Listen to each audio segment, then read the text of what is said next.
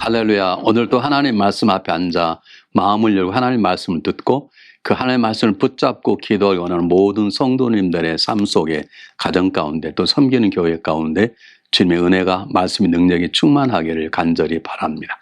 오늘 하나님의 말씀은 시편 139편 7절로 13절 말씀 제가 봉독해 드리겠습니다. 내가 주의 영을 떠나 어디로 가며 주의 앞에서 어디로 피하리이까? 내가 하늘에 올라갈지라도 거기 계시며 수월에 내 자리를 펼지라도 거기 계시나이다. 내가 새벽 날개를 치며 바다 끝에 가서 거주할지라도 거기서도 주의 손이 나를 인도하시며 주의 오른손이 나를 붙드시리이다.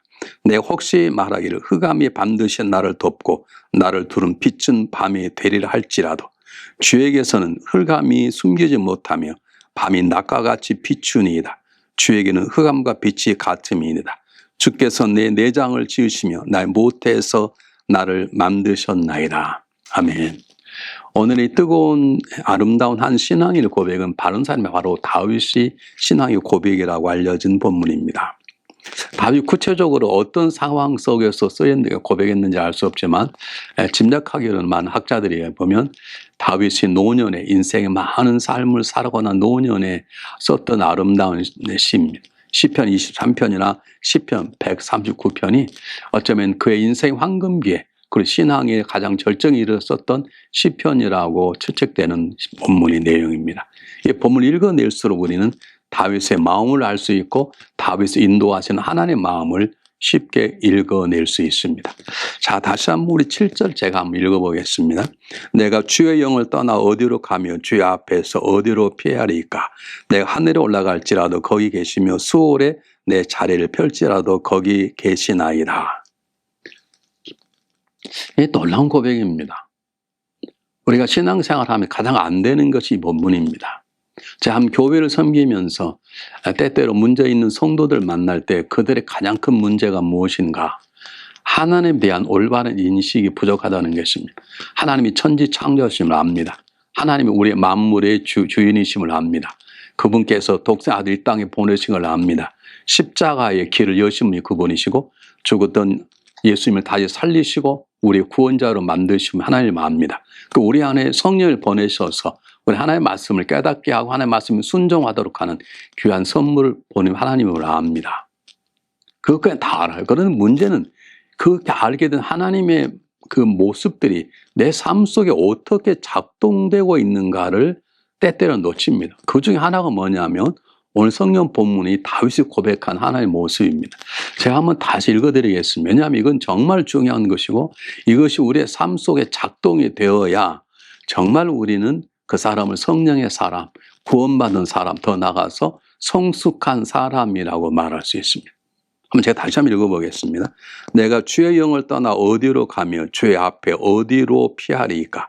내가 하늘에 올라갈지라도 거기 계시며 수월에 내 자리를 펼지라도 거기 계시니이다. 내가 새벽 날개를 친 바다 끝에 가서 거주할지라도 거기 계시다는 거예요. 하나님을 피할 자리가 없다는 거예요. 하나님 무소부재하다는 거, 하나님이 계시지 않은 것이 없다는 것이죠. 그 말은 무슨 말입니까? 우리는 공기 가운데 살고 공기가 내 안에 들어와 있는 것처럼 우리는 하나님 앞에 살아가고 하나님 떠나 살 수 없는 것처럼 그분은 항상 나와 함께 하시며 나를 인도하시며 나를 지켜보신다는 것입니다. 제가 왜 아까 조금 전에 말씀드린 이제 믿음을 처음 가진 성도들이 가장 못하는 게 뭐냐고 물어보면 바로 이 점입니다. 하나님을 믿습니다. 하나님 창조자임을 압니다. 새 발 공부하면 다 점수를 잘 맞습니다. 그런데 문제가 뭐냐면 그 모든 걸 만물에 창조하신 그분, 우리를 구원한 독생 이 땅에 보내신 그분, 지금도 우리의 삶 속에 놀라운 뜻을 가지고 계시고 일하시는 성령을 일하시는 그분, 그분이 항상 나의 모든 삶을 보고 계시고 내 삶 속에 항상 개입하고 계시고 그리고 피할 수 없는 그분의 눈길이 있다는 것을 많은 성도 때때로 어렵게 살아갑니다. 무시하고 살아갑니다. 인식하지 못하고 살아가는 것입니다.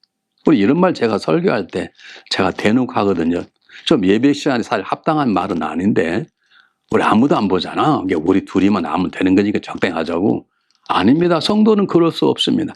세상 사람은 아무도 둘만 있으면 그래 우리 둘만 있지 그렇게 얘기할 수 있지만 우리가 진정한 신앙인이라면 정말 구원받은 사람이라면 내 안에 성령이 있는 사람이라면 우리 둘만의 얘기가 아닙니다. 주님이 계십니다. 주님이 보고 계십니다. 주님이 듣고 계십니다.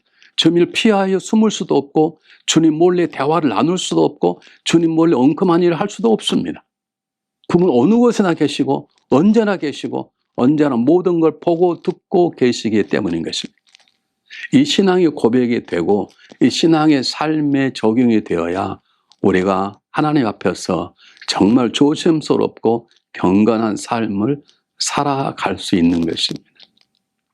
제가 목회할 때 제일 어려웠던 사건이 하나 벌어진 게 있는데요.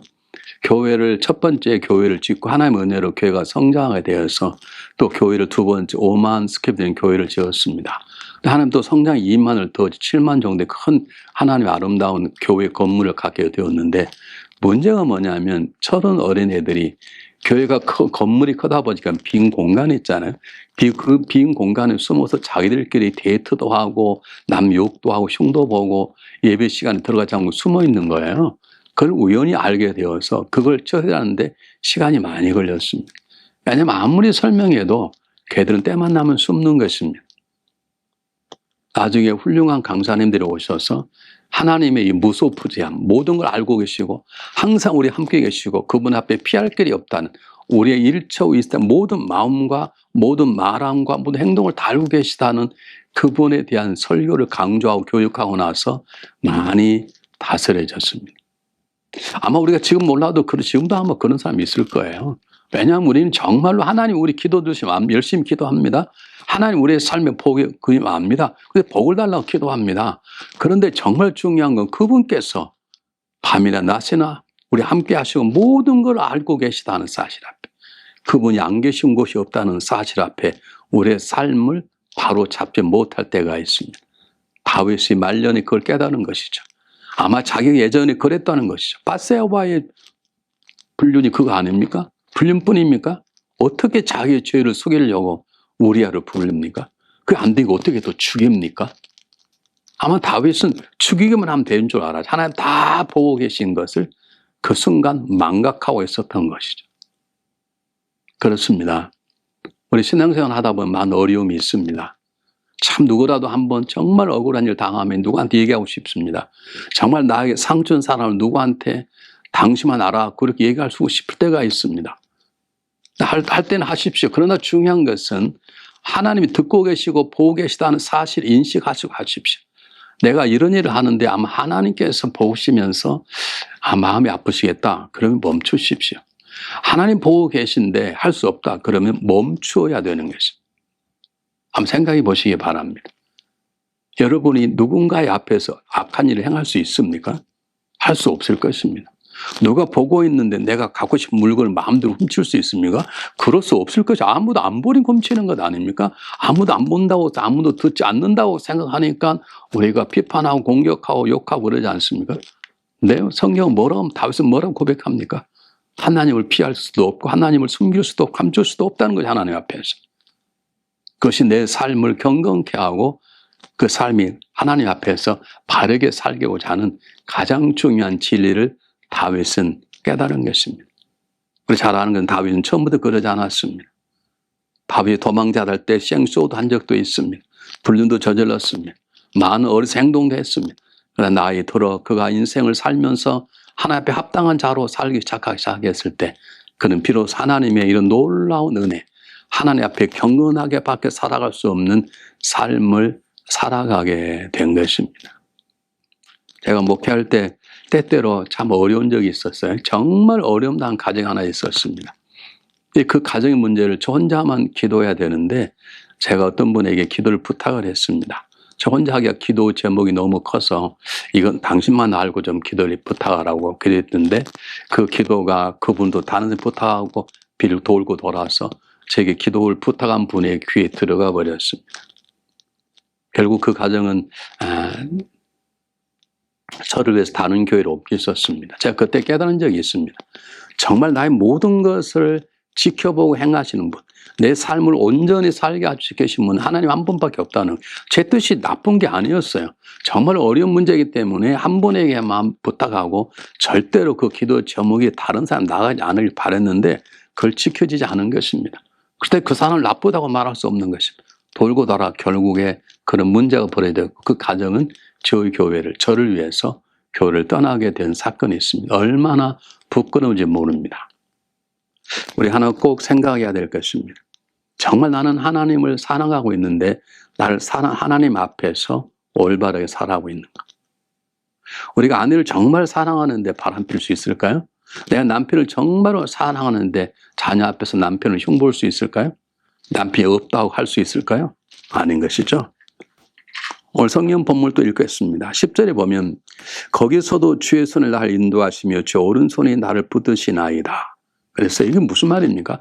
하나님은 어느 곳에나 계실 뿐만 아니라 우리를 밤낮 지켜보는, 무서운 눈으로 지켜보는 우리의 관찰자이라는 그런 뜻이 아닙니다. 하나님 우리를 사랑의 눈으로 지켜보시고 그리고 우리를 오른손으로 우리 복된 삶을 인도해 주신다는 고백입니다. 하나님 왜 우리 옆에 계시는가? 하나님 우리 안에 계시는가? 우리를 거룩하고 안전하고 복된 길로 인도해 주시기 때문인 것입니다. 제가 기도 노트를 어느 날 적기 시작했습니다. 예전엔 그냥 기도했는데 안 되겠다, 기도 노트를 적어서 세워둔 다음에 이 기도가 응답되었는지 좀 봐야 되겠다, 그런 마음으로 기도 노트를 적기 시작했습니다.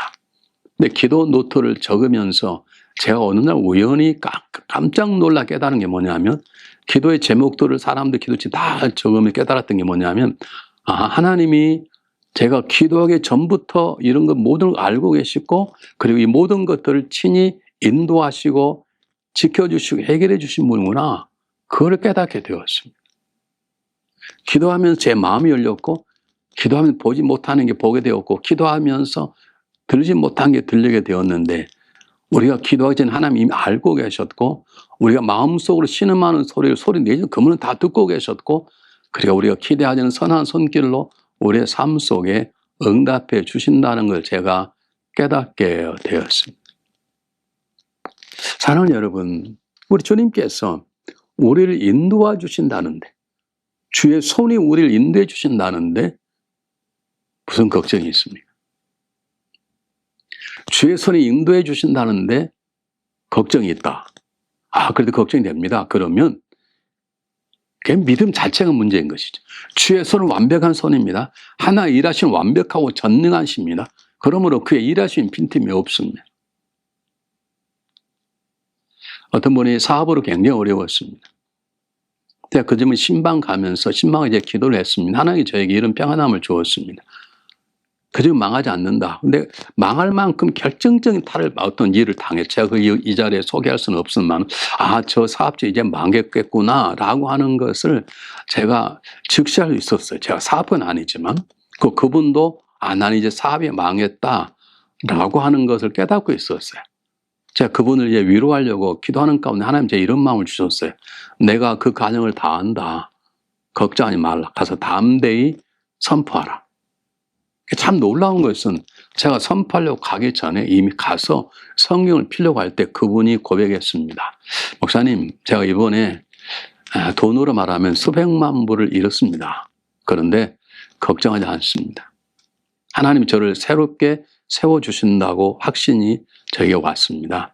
제가 기도하는 가운데 정말 회개합니다. 뭘 회개하냐고 제가 물어봤어요. 그랬더니 그는 하나님께 많이 부욕해 하셨는데 제가 사실 제대로 헌금도 못 드렸습니다. 헌금을 더 드리겠습니다. 제가 물었습니다. 사업이 망했는데 헌금을 더 드리냐고. 사업을 망해도 더 드릴 만큼의 물질이 있습니다. 제가 이번 달부터 제가 온전하게 헌금을 더 많이 할 것입니다. 제가 그분을 위로받다가 제 위로를 받았습니다. 어려운 가운데 하나님 그분의 마음을 만져주시고 그분께 말씀해 주신 것입니다. 내가 널 다시 세워주겠다고 말씀하신 것입니다. 사랑하는 여러분, 저는 그 사건을 통해서 하나님께서는 하나님의 자녀들을 그의 오른손으로 강하게 붙들어 주시고 세워주신 분이라는 걸 알게 되었습니다. 오늘 우리 물어야 됩니다. 어떤 어려움 가운데 나는 무너지고 있는가, 아니면 세움 받고 있는가? 제가 우리 성도들에게 설교할 때 가끔 던진 야화인데요. 국가대표 선수는 한국 국가대표 선수는 태능 훈련소에서 선수촌에 훈련을 받습니다. 그런데 이제 뭐 도 대표도 있고 시도 대표도 있어 그럴 거 아닙니까? 근데 가장 강력한 훈련 받는 사람 누구냐면 국가대표 선수들입니다. 도대표 선수, 시대표 선수들하고는 상대가 안 될 만큼 강력한 훈련을 받죠. 얼마나 힘든지 모릅니다. 너무 힘들어 중간에 훈련 받지 못하고 스스로 포기하고 있을 정도로 어렵다고 말합니다. 왜요? 하나님께서 한 나라가 그를 한 나라의 대표로 세우기 위해서 그렇게 하는 것입니다. 때또 우리 어려움이 있을 때 그 어려움을 나를 망가뜨리는 것이 아니고 나를 쓰러뜨리는 게 아니라 나를 세우실 거잖아요. 하나님의 강력한 훈련인 것입니다.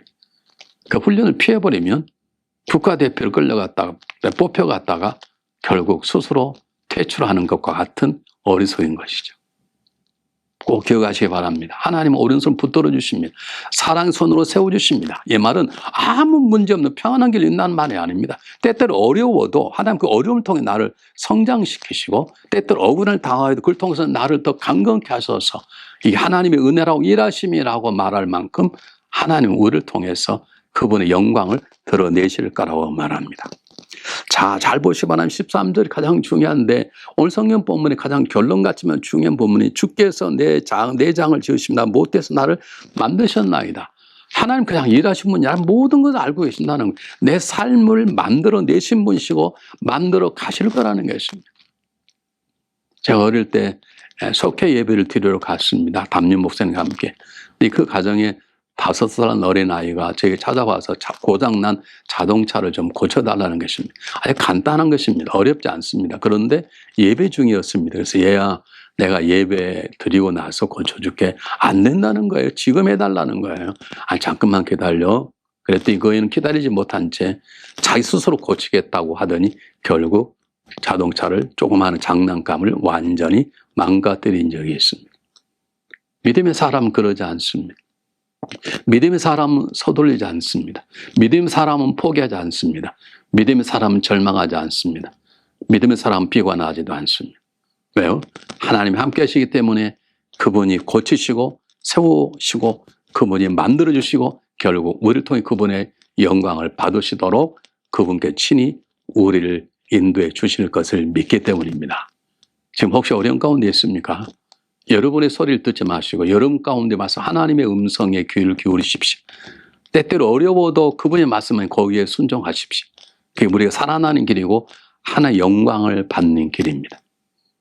오늘 하루 때때로 어려움이 있다 할지라도 비방하지 말고 좌절하지 말고 인간의 방법으로 깨부리지 말고 하나님 앞에 엎드려 기도하면서 하나님의 도우심을 간구하시면 그분께서 말씀해 주실 것이고 인도하시고 승리하도록 우리 인생을 이끌어 가실 것을 믿습니다. 기도하겠습니다. 사랑의 하나님 아버지, 우리 모든 것들을 다 하시는 주님, 우린 주님을 피할 수 없고 눈 감아도 우리 앞에 계시면 하나님이심을 압니다. 사랑의 하나님, 우리 삶 가운데 항상 하나님 우리 함께 하심을 생각하면서 우리의 삶을 잘 다스려 나갈 수 있도록 우리에게 굳건한 믿음을 주시기를 바랍니다. 때때로 힘들고 어려워도 주님의 의로운 손길이 우리를 인도하셔서 반드시 승리케 하시는 하나님의 일하심을 굳건히 믿고 어떤 어려움 속에서도 좌절하지 아니하며 포기하지 아니하며 인간의 방법대로 살지 않고 하나님의 마음으로 잘 살아낼 수 있도록 인도해 주시기를 바랍니다. 모세 80년 후에 그가 위대한 지도자가 되었던 것처럼 수많은 피신과 도망 속에 그가 위대한 지도였던 다윗처럼 하나님 우리의 삶도 반드시 주님과 믿고 의지할 때마다 하나님이 도우셔서 선하고 복된 존재 하나님의 일꾼으로 살아갈 수 있도록 큰 은혜 내려 주시옵소서. 살아계신 예수 그리스도 이름으로 감사하오며 간절히 기도하옵나이다. 아멘.